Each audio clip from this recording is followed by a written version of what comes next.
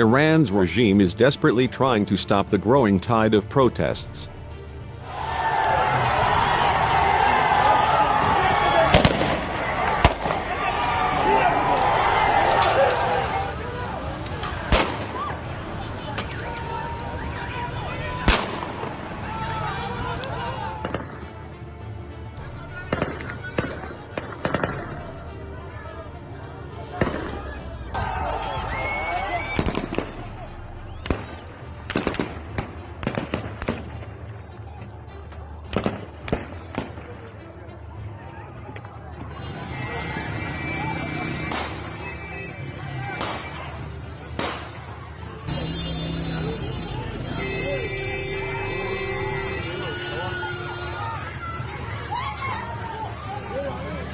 تجمع کشاورزا نیروی گام ویژه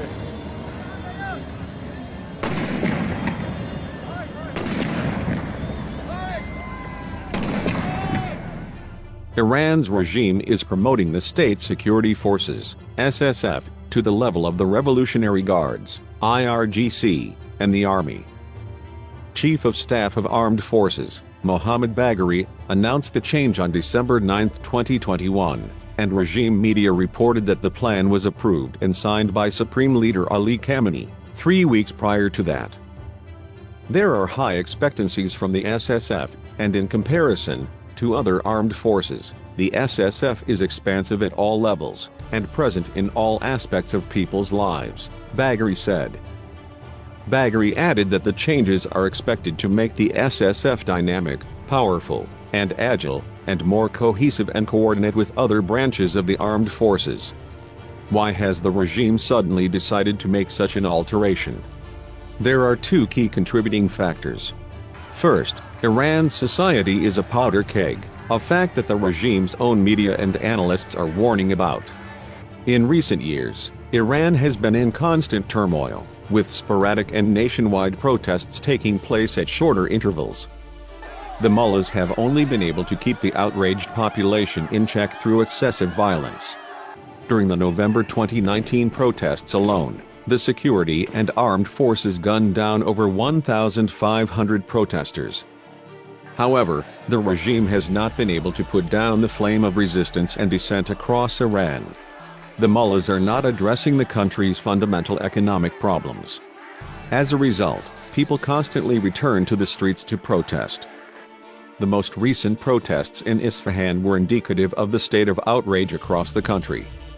Given the current circumstances, the regime hopes that by bolstering its state security forces, it will be able to better respond to protests sparking across the country. A second important factor is the low morale of the mullahs' forces. This crackdown apparatus is losing its efficiency against the Iranian population's growing outrage and determination. By promoting the suppressive SSF, the mullahs hope to give their forces and commanders a boost of morale, and provide them with incentives to stay on the losing side. This is a path that the Shah, the mullah's predecessor, went down in 1979 to no avail. The Shah appointed one of his top generals as prime minister, and restructured the executive branch into a military body, hoping to control the Iranian society's bursting outrage. His regime collapsed just 3 months later. As we speak, the mullahs are going down the same path, hoping for a different outcome.